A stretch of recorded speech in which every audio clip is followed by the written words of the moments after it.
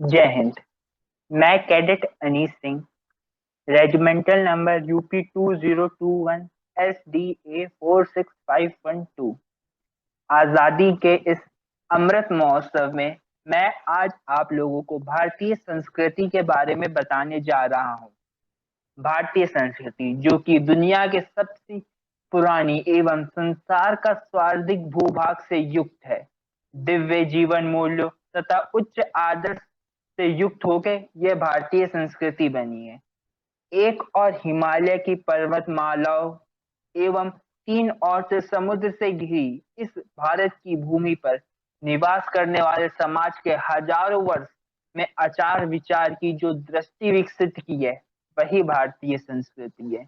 तो चलिए आज आपको इस संस्कृति के कुछ मुख्य भाग बताते हैं। सबसे पहले भारत की देश इस भारत देश में 32 लाख वर्ग किलोमीटर के अंदर लगभग 138 करोड़ लोग निवास करते हैं, जिसमें से 35% लोग शहर में निवास करते हैं और हर साल 2% लोग गांव से शहर की तरफ आ रहे हैं। और बात करें शहर में तो नई दिल्ली भारत के अंदर एक ऐसा देश है जिसकी सबसे ज्यादा जनसंख्या है, जो कि 3 करोड़ से भी ज्यादा है। और उसके बाद मुंबई शहर जो कि 2 करोड़ से भी ज्यादा है। और उसके अलावा कई ऐसे शहर हैं, कोलकाता, बेंगलोर, चेन्नई, जिनकी जनसंख्या 1 करोड़ से भी ज्यादा है। चल अब भारत की भाषाओं के बारे में बात करते हैं। तो भारत में भारत देश को 28 राज्य एवं 8 केंद्र शासित प्रदेशों में बांटा गया है, जहां पर विभिन्न तरह तरह की भाषाएं बोली जाती हैं, जैसे हिंदी, बांग्ला, मराठी, तेलुगु, तमिल, उर्दू उर्दू कन्नड़, पंजाबी, सिंधी और ना जाने कितनी भाषाएं हैं। परंतु इनमें से किसी भी भाषाओं को राष्ट्रभाषा नहीं घोषित किया गया है। और हिंदी एवं अंग्रेजी को आधिकारिक भाषा मानी गई है। एवं भारतीय संविधान के अंदर 22 भाषाओं को आधिकारिक तौर पर इस्तेमाल करने की अनुमति दी गई है। आइए अब कुछ धर्म के बारे में बात कर लेते हैं। भारतीय संविधान ने भारत को एक धर्म निरपेक्ष निरपेक्ष एवं भारत का कोई भी राज्य धर्म पर आधारित नहीं बनाया गया है। भारत के अंदर विभिन्न तरह तरह के धर्मों का पालन होता है, जैसे हिंदू धर्म, इस्लाम धर्म, सिख धर्म, ईसाई धर्म, जैन धर्म, बुद्ध धर्म और न जाने कितने धर्मों का पालन होता है। अब भारत की कुछ खान पान के बारे में बात करते हैं। भारत का जो खान पान जो पूरे दुनिया में मशहूर है, वो बहुत मान्यता है इसकी। भारत में जब हम एक स्थान से दूसरे स्थान में जाते हैं, तब हमें विभिन्न तरह तरह की भौगोलिक स्थिति के अनुसार हमें जगह जगह का खान पान में बदलाव देखने को मिलता है। जैसे अगर हम उत्तर भारत की तरफ चले जाएं तो वहां पे गेहूं का उत्पादन बहुत होता है, गाय भैंस बहुत होती है, तो वहाँ घी, दूध, इन सब का खाने में बहुत उपयोग मिलता है। जैसे कुछ महत्वपूर्ण जो कुछ महत्वपूर्ण चीजें जो वहाँ की हैं, जैसे वाजवान, बाटा, सरसों दा साग, मक्के दी रोटी, लस्सी, रायता, छोले भटूरे और ना जाने कितनी चीजें मशहूर हैं। उसके बाद अगर हम पूर्व भारत की तरफ चले जाएं, तो वहां पे जैसे हमें रसगुल्ला, दालमा, आसामी कढ़ी, मैनपुरी, केली चना और ना जाने क्या क्या चीजें मिल जाती हैं।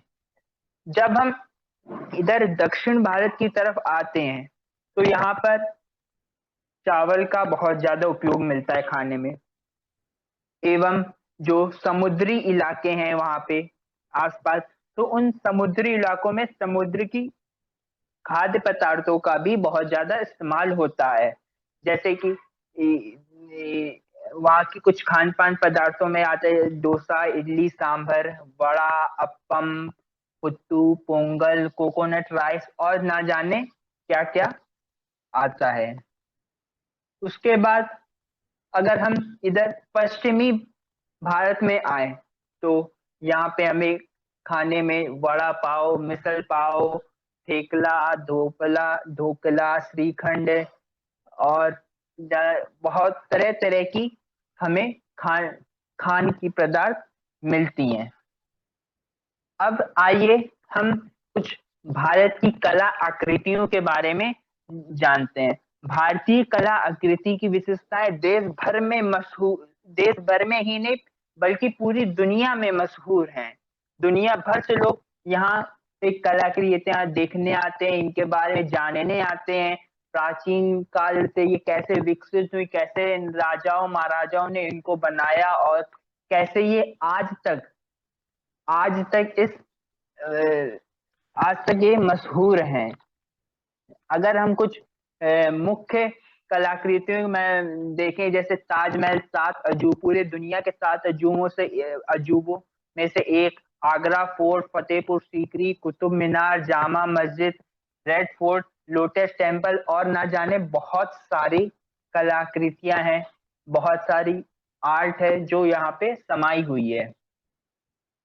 अब अगर हम भारत के लोगों का पहनावा देखें तो वो भी, अगर हम एक स्थान से दूसरे स्थान में जाएंगे तो बहुत ही बदलता है। जहाँ पे जिस हिसाब से जहाँ का भौगोलिक स्थिति है, जहाँ पे ज्यादा सर्दी है तो वहाँ पे बहुत ज्यादा गर्म कपड़े, पास में जैसे कश्मीर तरफ में कुल्लू शॉल्स, पसीमा, और जना जाने तरह तरह के गर्म कपड़े पहनते हैं। जहाँ ज्यादा गर्मी होती है वहाँ पे कॉटन के कपड़े, हल्के कपड़े का इस्तेमाल होता है।